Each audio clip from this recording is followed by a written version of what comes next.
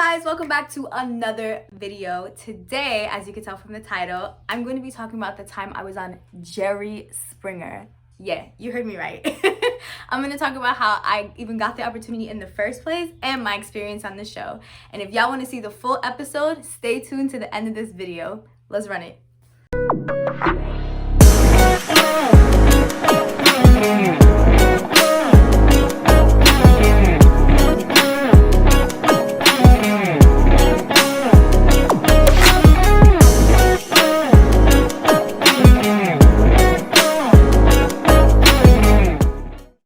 Experience honestly started with a casting call on a Facebook group. It's crazy to say. I'm in several Facebook groups for actors and models in New York.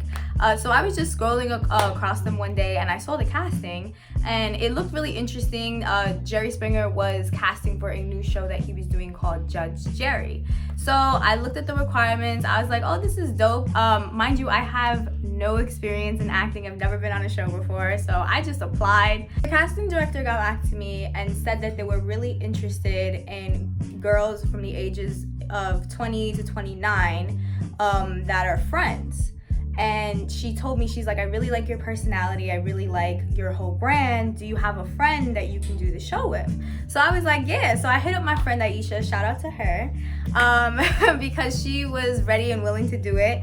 So we both went through the interview process together, and they really liked our dynamic. They really liked how we got along. And so they ended up casting us for the show. The whole process to get on the actual show was kind of complicated. There were a lot of hoops that me and Aisha had to jump through in order to actually secure a spot on the show.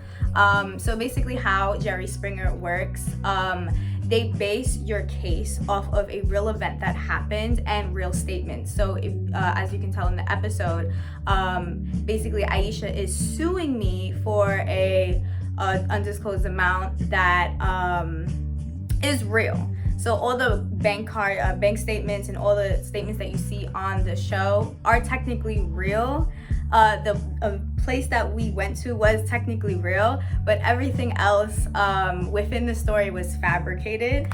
We were told to kind of stretch the truth a lot and kind of run with the story. So we did go to the Poconos, but we went with a whole other group of friends.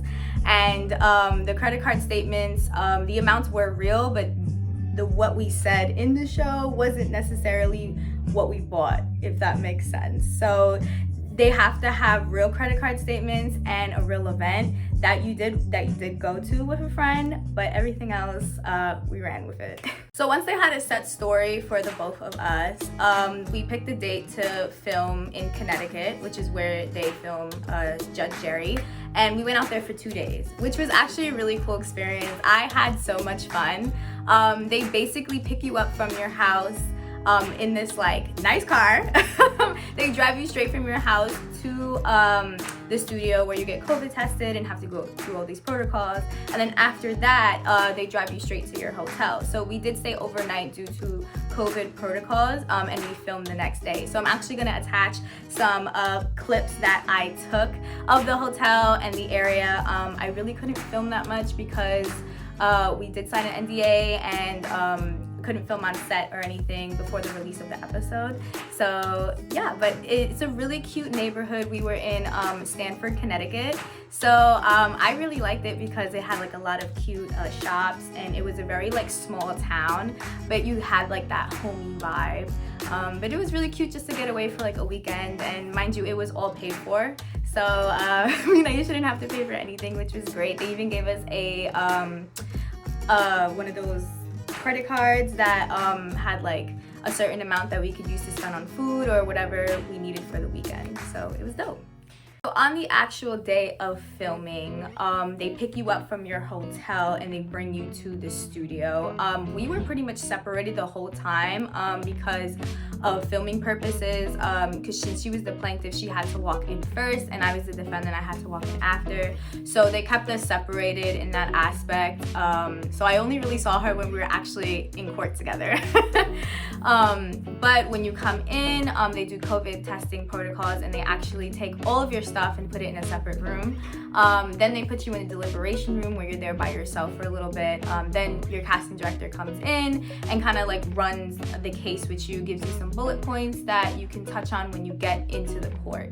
After that, then you do hair and makeup, and then you meet with the main producer who runs over your whole case and tells you what points you need to work on and what exactly you should defend for your case. The most interesting part of this show is the fact that the whole show is recorded in one take. So we didn't have a chance to really mess up at all. So that was one of the things that the producer stressed to us, was to be confident and just say what you gotta say, because we didn't get any takes, we didn't get a chance to reshoot anything. So once you walk in there, they film and they keep filming until the end of your case. So which was kind of nerve-wracking in a sense. This was my first time on like an actual reality show. So I've done stuff before in regards to like recording and doing YouTube, but this is a whole different ballgame. Like, you have cameras everywhere, you have a whole audience, so it's kind of like, yeah, it's like you're performing like on a stage, but there's no takes, and if you mess up, you're screwed. So that was just like kind of nerve-wracking, but I think we did a really good job, considering like neither one of us have any acting experience professionally, but it was a lot of fun. Overall, I had a really dope experience. I definitely would do something like this again. I think this is a great piece that I can put on my portfolio and show more versatility as a model and influencer. But overall, I just had a good time. So definitely would do something like this again. I highly recommend it for anyone who wants to get into acting and just kind of like dip your toes into it. Really dope. So without further ado, let's run that tape. Your Honor, may I say something? Right now I'm talking. My relationship with the defendant is non-existent. After we had our case, we did not speak at all. I frankly don't want anything to do with her. After the fact that she sued me over a little thing that could have been solved between the both of us, but she wanted to take it to the next level. So in my book, that ruined our friendship. Thank you guys for watching this video today. I really hope y'all liked it. Shout out again to Aisha for being a part of this project. Please subscribe, turn on post notifications so you know whenever I release a new video. If you guys want to check out more of my work, it's going to be linked down in the description box below. I hope y'all are having an amazing day, and I'll see you in the next one.